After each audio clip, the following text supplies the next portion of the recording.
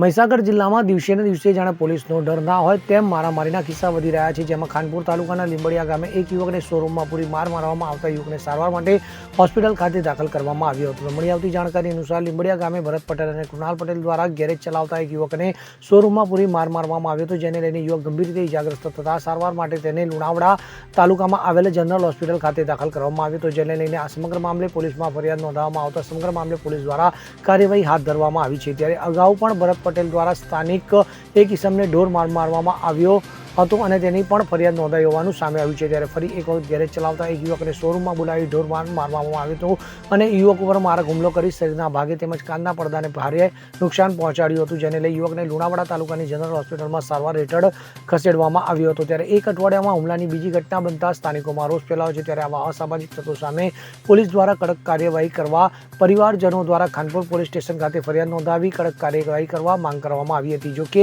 આ યુવક પર કયા કારણોસર હુમલો કરવામાં આવ્યો તે હજી જાણી શકાયું નથી. પટેલ કૃણાલ મારા બાઇકના ગેરેજ પર લેવા આવ્યા.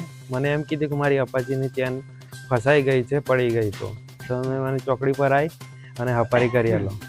તો મેં ના પાડી પહેલાં કે મારા કામ વધારે છે, તો મેં ના પાડી. તો એમને કીધું કે જબરજસ્તી કે 200 રૂપિયા આપી દે, મારે ઇમરજન્સી છે પણ મને આટલું હપારી કરી આલો. તો હું એમની બાઇક પર બેસી મારો પોનો પકડની ઠેલી લઈ એમના બાઇક પર બેસી એ ડાયરેક્ટ મને સીધા શોરૂમ પર લઈ ગયા. જલ્દી ફાસ્ટ બાઇક ચલાવી ડાયરેક્ટ શોરૂમ પર લઈ જાય. શોરૂમની અંદર ધક્કો મારી મને અંદર લીધા અને શટલો બંધ કરી અને મને અંદર મારવાનું ચાલુ કર્યું. પહેલાં મને કોન પર ને એવા લાફા માર્યા તો મારાથી સંભળાવાનું ને એવું એ થઈ ગયું અને મારાથી મને એમને લોખંડની ટોમી એક કૃણાલ પટેલ પકડી રહ્યા અને હાર્દિક શોરૂમના પટેલ ભરતભાઈએ મને ટોમી બહુ માર્યો અને બહુ અતિશય માર્યો અને પછી મારા જોડે એમણે વિડીયો લખાવડાયું અને સહી કરાવડાવી. કેમ માર્યા તમને? કારણ ઓઇલ કેટલા ડબ્બા ત્યાં લીધું એ રીતના અને એ વાત પર મને બહુ માર્યો પછી. અને મેં મારા ગેરેજ પર ઉપર આવી અને એમનો કારીગર મને ઓઇલ આપેલું. મને ખબર નથી આ છેતરપિંડી છે કે શું છે. મેં રોકડા પૈસેથી ખરીદેલી વસ્તુ હતી. શું નામ તમારું? કોટ નરેન્દ્ર કુમાર પરસોત્તમભાઈ, સરદારપુરા ગામ. મારું નામ પગી ભાઈરામભાઈ નારુભાઈ છે. એ અમારો ભાણો થાય છે.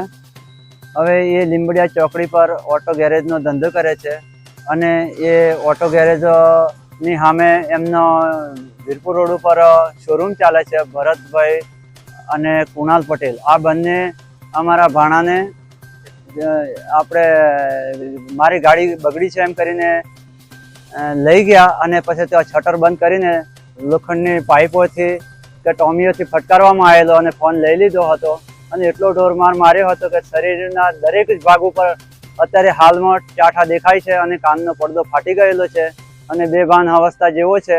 અને આવા લુખ્ખા તત્વો સામે જો પોલીસ કાર્યવાહી ન કરે અને ઢીલાશ દાખવે તો આવા લુખ્ખા તત્વોના આતંકથી ભોળી અને ભલી પડદાને તો જીવવું મુશ્કેલ છે.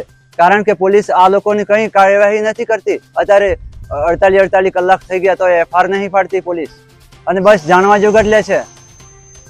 શું નામ તમારું? પગી ભાઈરામભાઈ નારુભાઈ. સંદીપ દેવાશ્રી સાથે CN24 ન્યૂઝ, મહીસાગર. હવે જુઓ દેશ દુનિયાની તમામ ખબરો તમારી આંગળીના ટેરવે. ઉઠાવો મોબાઈલ અને Google Play Store પરથી ડાઉનલોડ કરો અમારી CN24 ન્યૂઝ મોબાઈલ એપ.